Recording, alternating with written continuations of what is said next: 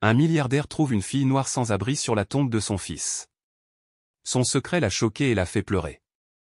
La découverte a secoué Marcus Blackwood au plus profond de son existence. Là, devant la tombe de son fils unique, un enfant noir aux yeux brillants détenait un secret qui allait changer à jamais sa vision de la vie. Ce jour-là, les larmes qui coulèrent sur le visage de ce puissant homme d'affaires n'étaient pas seulement celles de la douleur, ils étaient le signe avant-coureur d'une transformation que personne n'aurait pu imaginer.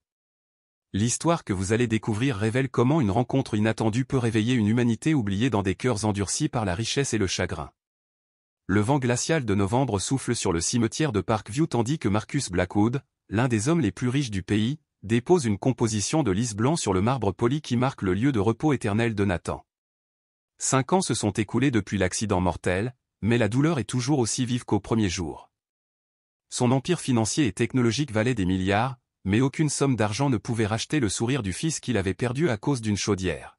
« Tu me manques, mon fils » murmure Marcus, dont la voix habituellement ferme est désormais brisée par l'émotion. Ses doigts tracent les lettres gravées dans la pierre, Nathan Alexander Blackwood, 1998 à 2020. Fils bien-aimé et âme généreuse. C'est alors qu'il entendit un petit soupir presque imperceptible. Se retournant rapidement, Marcus aperçut une petite fille blottie derrière un arbre voisin. Elle n'avait pas plus de 10 ans, des tresses en désordre encadraient son visage délicat. Elle portait des vêtements usés, inadaptés au froid intense, et ses pieds étaient chaussés de baskets déchirées. Ses grands yeux expressifs l'observaient avec un mélange de peur et d'autre chose, la reconnaissance. « Que fais-tu ici, mon enfant » demande Marcus, essayant d'adoucir le ton autoritaire qu'il utilise dans les salles de réunion. La jeune fille hésite, serrant contre sa poitrine un petit livre usé. « Je suis venue rendre visite à Nathan » répondit-elle finalement d'une voix étonnamment claire. « Je viens chaque semaine. » Marcus avait l'impression que le sol s'éloignait sous ses pieds. « Connaissez-vous mon fils » La jeune fille hocha la tête, faisant un pas hésitant vers lui. « Je m'appelle Zara. » Nathan était mon ami impossible, murmura Marcus en examinant l'apparence de la jeune fille. Comment son fils, héritier d'une fortune d'1 milliard de dollars, a-t-il pu s'impliquer auprès d'un enfant visiblement sans abri? Nathan a fréquenté les meilleures écoles publiques. Il vivait dans un monde complètement différent. Il m'a donné ça, a déclaré Zara en tenant le livre usé. C'était une copie de Le Petit Prince, le livre préféré de Nathan depuis son enfance. Si vous appréciez cette histoire de rencontres improbables et de secondes chances, n'oubliez pas de vous abonner à la chaîne pour d'autres histoires qui touchent au cœur. Notre voyage ne fait que commencer. Marcus prend le livre avec les mains tremblantes. Sur la première page, l'écriture incomparable de son fils, pour Zara, mon ami spécial. N'oublie jamais que l'essentiel est invisible à l'œil nu. Je t'aime, Nathan. Comment tout ce qu'elle parvient à demander, sentant son cœur s'emballer. Nous nous sommes rencontrés dans le parc près de la bibliothèque, expliqua Zara en se relaxant un peu. Je m'y cachais pour lire. Nathan m'a vu et m'a prêté des livres. Puis il a commencé à m'apporter de la nourriture et des vêtements. La voix de Zara devint plus faible. Il m'a fait une promesse avant l'accident. Marcus avait du mal à respirer. Quelle promesse? Les yeux de Zara rencontrèrent les siens, profonds et sérieux. Il m'a dit que si quelque chose lui arrivait, je devais te chercher. Il a dit que tu n'en avais peut-être pas l'air, mais que tu avais bon cœur. J'ai tenu cette promesse pendant 5 ans jusqu'à ce que je trouve le courage. Cette révélation frappa Marcus comme un coup de tonnerre. Quelle autre partie de la vie de son fils ignorait-il complètement? Et pourquoi ce petit étranger est-il apparu maintenant, après si longtemps? La révélation de Zara a laissé Marcus sous le choc. Son esprit essayait de digérer cette information inattendue tout en observant la petite fille devant lui. Comment son fils, héritier d'une fortune d'1 milliard de dollars, a-t-il pu entretenir une amitié secrète avec un enfant sans abri sans qu'il le sache? Que lui avait-il encore caché? Où habites-tu, Zara? Demanda-t-il finalement, la voix rauque d'émotion. La jeune fille détourne le regard. Dans différents endroits. Parfois au refuge, quand il y a une place libre. D'autres fois. Hésita-t-elle. Où je peux. Marcus ressentit une vive douleur dans la poitrine. La jeune fille ne devait pas avoir plus de 10 ans et était déjà confrontée à la dureté de la rue. Impulsivement, il tendit la main. Viens avec moi. Il fait froid et tu as besoin de manger. Le regard suspicieux de Zara le frappa comme un poignard. Elle était habituée aux promesses creuses des adultes qui apparaissaient et disparaissaient après un certain temps. Avec hésitation, elle accepta la main tendue. Dans le luxueux restaurant situé à proximité du cimetière, la présence de Zara a immédiatement fait sensation. Le maître d'hôtel, Victor, recula subtilement lorsque Marcus s'approcha avec l'enfant à la main. « Monsieur Blackwood, peut-être préférez-vous notre chambre privée aujourd'hui » suggéra-t-il avec un sourire serré. Marcus s'est rendu compte des préjugés entre les lignes. « Non, Victor. Je veux notre table habituelle et apporte un chocolat chaud à la dame, s'il te plaît. » Pendant qu'il mangeait, l'histoire se déroulait en fragments douloureux. Nathan avait rencontré Zara à la bibliothèque municipale, où il faisait secrètement du bénévolat le mercredi après-midi le temps que Marcus croyait encore que son fils passait à suivre des cours d'économie supplémentaires. Leur amitié s'est rapidement développée et Nathan a commencé à aider Zara en lui apportant de la nourriture, des vêtements et surtout des livres. « Ta mère ? Ton père ?» demanda Marcus. Zara regarda sa tasse vide. « Ma mère est décédée quand j'avais 6 ans, d'un cancer. Mon père, il a essayé, mais la douleur était trop forte. Il a commencé à boire. Elle n'avait pas besoin de finir. Les services sociaux ? Sont-ils au courant de votre situation ? Je vivais dans des maisons temporaires. Cela n'a jamais fonctionné. Je m'enfuyais toujours, a-t-elle répondu. Lorsque le téléphone portable de Marcus sonne, c'est son assistante Eleanor. « Monsieur, le conseil d'administration attend depuis 20 minutes la réunion trimestrielle. Dois-je la reporter ?» Marcus regarde Zara, fasciné par les lieux luxueux. « Non, dis-leur que je ne viendrai pas. J'ai des choses plus importantes à régler aujourd'hui. » À l'autre bout du fil, Eleanor intervient. 15 pour Marcus Blackwood ? Elle ne l'avait jamais entendu annuler une réunion du conseil d'administration. Cet après-midi-là, Marcus emmena Zara dans l'immeuble luxueux où elle vivait. La réaction des services de sécurité des voisins fut immédiate, des regards suspicieux et des chuchotements à peine dissimulés les suivirent jusqu'à l'ascenseur privé. Monsieur Blackwood appelle, Douglas, le concierge qui court vers eux, y a-t-il un problème ? Cet enfant est-il avec vous ? Marcus regarde froidement l'homme. Oui, Douglas, y a-t-il un problème ? Le concierge recula, embarrassé. Non, monsieur, je venais juste de m'enregistrer. La réaction de Gloria, la gouvernante qui a travaillé pour la famille Blackwood pendant des décennies, a été encore pire. Monsieur, vous ne pouvez pas ramener un enfant inconnu à la maison, protesta-t-elle à voix basse tandis que Zara explorait timidement l'immense pièce.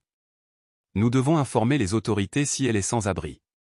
Il existe des procédures au sein des institutions. Gloria l'interrompt, Marcus, cette fille savait que Nathan, mon fils, l'avait aidé. L'expression de la gouvernante changea instantanément. Tout ce qu'elle a réussi à dire, c'est beau, en regardant Zara avec de nouveaux yeux.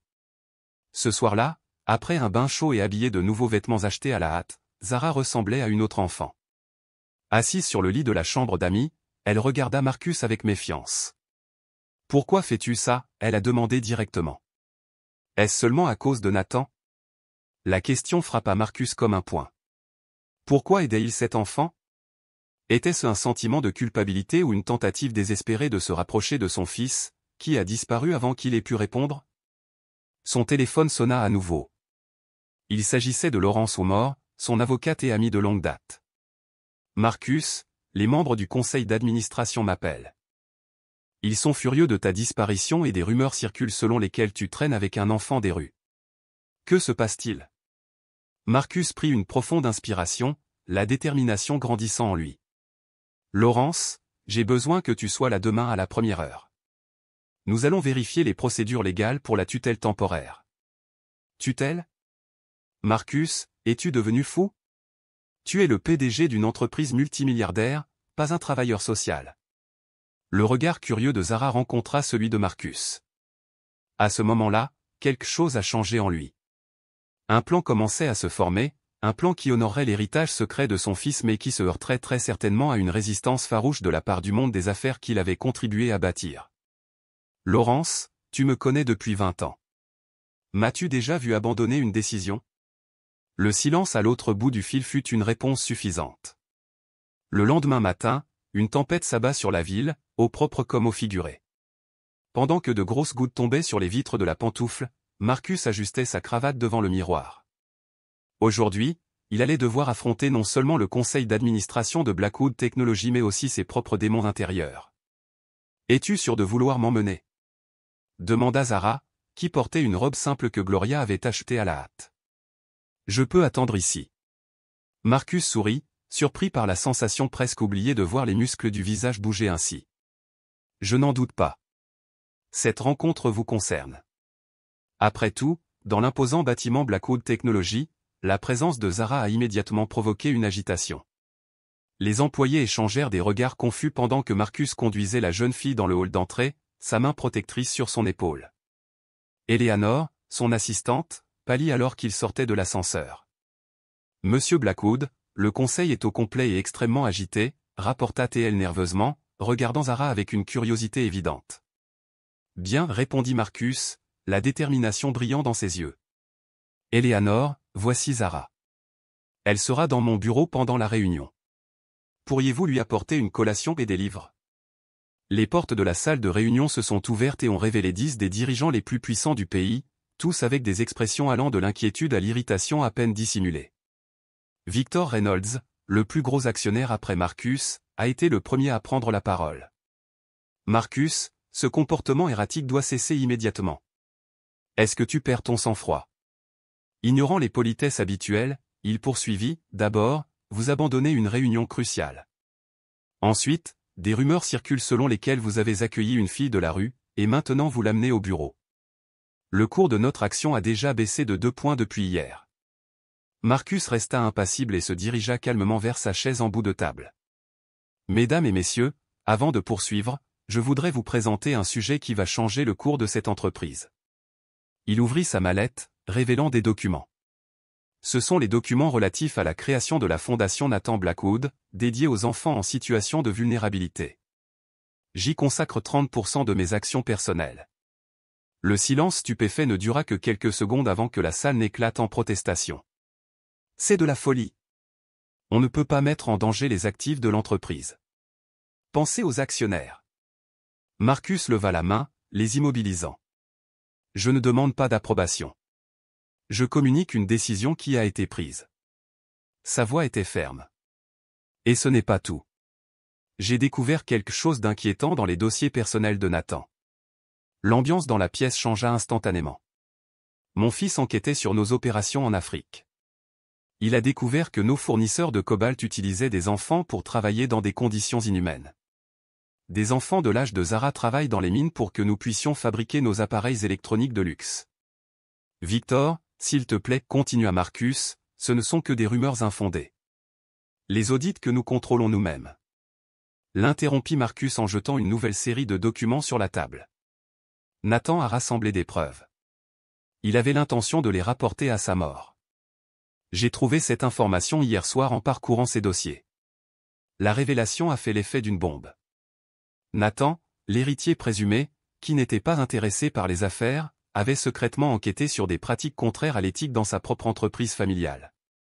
Cela explique pourquoi il se souciait des enfants comme Zara. Poursuivant en justice Marcus, la voix brisée, il a ajouté, « Alors que j'ai amassé des milliards, mon fils a compris le véritable coup porté à notre richesse. » Lawrence, son avocat, qui observait la scène avec une inquiétude croissante, a finalement pris la parole. « Que cherches-tu exactement, Marcus ?» « Une transformation complète, » répondit Marcus. « La restructuration de notre chaîne d'approvisionnement, l'indemnisation des communautés affectées, et l'adoption légale de Zara, qui sera mon héritier et éventuel successeur dans cette entreprise. » La salle se remit à protester avec fureur. Victor frappa sur la table. « Vous avez complètement perdu la tête. Une fille de la rue sans éducation formelle, sans relation.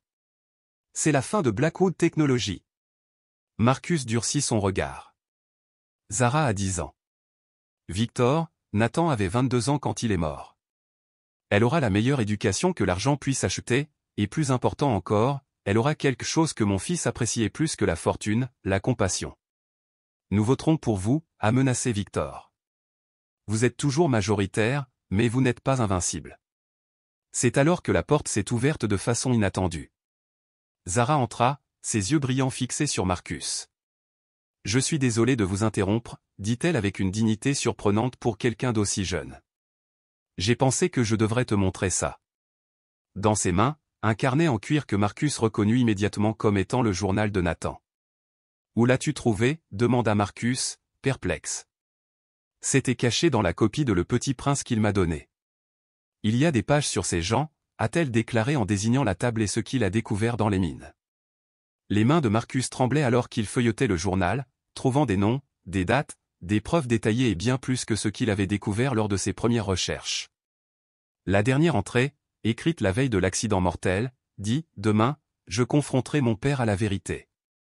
J'espère qu'il fera le bon choix. » Marcus leva les yeux, larmoyant. « Mon fils est mort avant de pouvoir me montrer ça. Qui sait si l'accident était vraiment un accident ?» Le silence qui suivit fut assourdissant. Victor et les deux autres conseillers se levèrent brusquement. « C'est de la calomnie. Nous ne resterons pas pour écouter des accusations infondées. » Marcus eut un sourire froid, qui n'atteignit pas ses yeux. Eleanor, alertée par l'interphone, a demandé aux agents fédéraux qui attendaient à l'accueil d'entrée. Les portes s'ouvrirent à nouveau, révélant 4 agents en tenue de soirée exhibant leurs insignes, Victor Reynolds, Philip Montgomery, Diana Chen. Vous faites l'objet d'une enquête pour entrave à la justice et implication possible dans la mort de Nathan Blackwood. Le chaos s'installa dans la pièce pendant que Marcus conduisait doucement Zara vers la sortie. Dans le couloir, elle le regardait avec admiration et inquiétude. « C'est dangereux ce que tu fais, » dit la jeune fille avec une sagesse qui dépassait son âge. Marcus hocha gravement la tête. « Oui, mais c'est la bonne chose à faire. Nathan aurait fait la même chose. » Son regard rencontra celui de Laurence, qui se tenait abasourdie sur le pas de la porte, préparant les papiers d'adoption et appelant la presse. Aujourd'hui, Blackwood Technology va renaître. Alors qu'ils marchaient dans le couloir, les employés regardaient avec étonnement leur puissant PDG tenir la main d'une petite fille noire. Pourtant, pour Marcus, le monde semblait plus léger qu'il ne l'avait été depuis 5 longues années.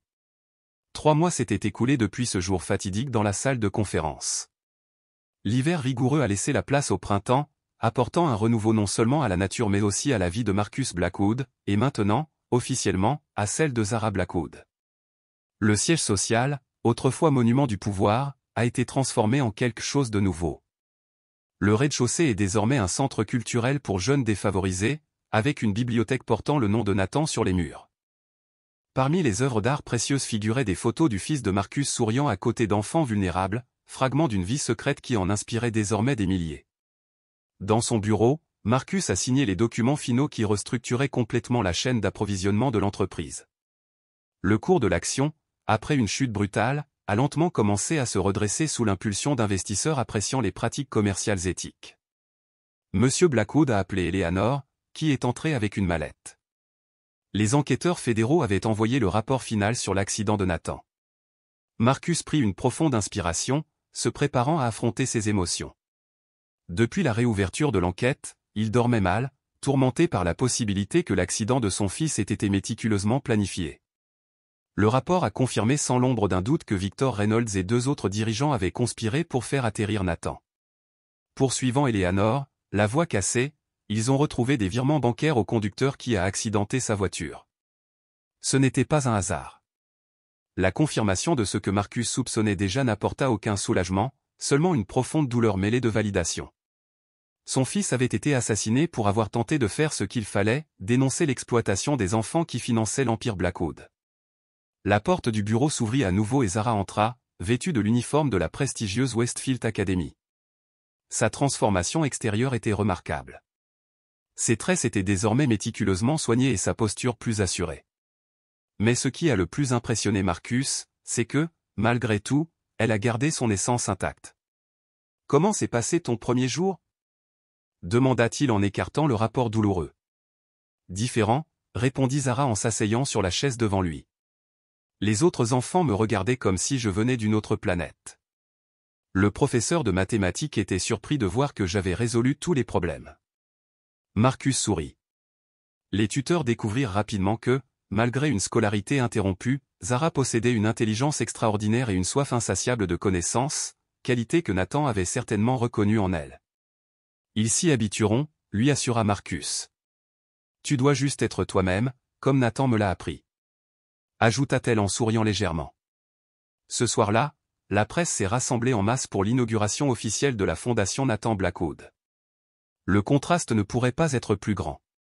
L'ancien requin de Wall Street, connu pour sa froideur impitoyable, est monté sur scène main dans la main avec une petite fille noire de 10 ans pour annoncer un programme révolutionnaire de soutien aux enfants en situation de vulnérabilité. Mon fils a vu ce que moi, aveuglé par le pouvoir et la richesse, je ne pouvais pas voir, a déclaré M. Marcus, dont la voix résonnait dans l'auditoire bondé. Il a vu que notre responsabilité va bien au-delà de la création de produits ou de la génération de profits.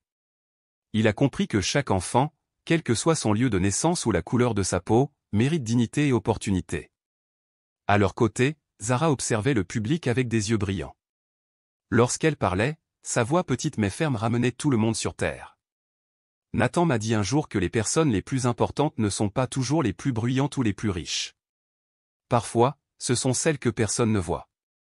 Il m'a vu quand personne d'autre ne m'a vu, et maintenant, grâce à cette fondation, nous voulons voir tous les enfants que le monde essaie d'ignorer. Après la cérémonie, alors qu'il se dirigeait vers la limousine, un journaliste s'est approché de Marcus pour lui poser une question provocante. Monsieur Blackwood, de nombreux analystes affirment que vos récentes actions ont détruit des milliards de valeurs marchandes. Vos actionnaires considèrent cela comme irrationnel. Que répondez-vous à cela? Marcus regarda Zara, puis le journaliste, et sourit d'un sourire sincère qu'il n'avait pas affiché depuis des années. Dites aux analystes que, pour la première fois, je mesure le succès selon le bon critère. Mon fils l'a compris avant moi et j'ai dû le perdre pour m'en rendre compte. Certaines valeurs ne rentrent pas dans les feuilles de calcul ou les graphiques boursiers. Plus tard, dans l'appartement qu'ils partagent désormais, Marcus a observé Zara endormie sur le canapé, la copie usée de Le Petit Prince sur ses genoux. Il la couvrit soigneusement d'une couverture et s'assit à côté d'elle. « Tu serais fier, mon fils, murmura-t-il dans l'obscurité. Votre héritage perdure et je vous promets que Blackwood Technology n'oubliera jamais ce que vous nous avez appris. » Cette nuit-là, pour la première fois depuis 5 ans, Marcus Blackwood dormit sans faire de cauchemar. Il avait trouvé un nouveau but, non seulement honorer la mémoire de son fils décédé, mais aussi construire un avenir où d'autres enfants, comme Zara, auraient l'opportunité de briller. Ce faisant, il a découvert que la véritable richesse ne se mesure pas dans les comptes bancaires mais dans une vie transformée. Cette histoire nous rappelle que nous devons parfois perdre quelque chose de précieux pour découvrir ce qui compte vraiment. Le véritable héritage ne se trouve pas dans les biens matériels mais dans les vies que nous touchons et transformons. Si cette histoire vous a touché, n'oubliez pas de vous abonner à la chaîne pour d'autres histoires qui inspirent et transforment. Après tout, comme Nathan le savait et comme Marcus l'a appris, l'essentiel est invisible à l'œil nu.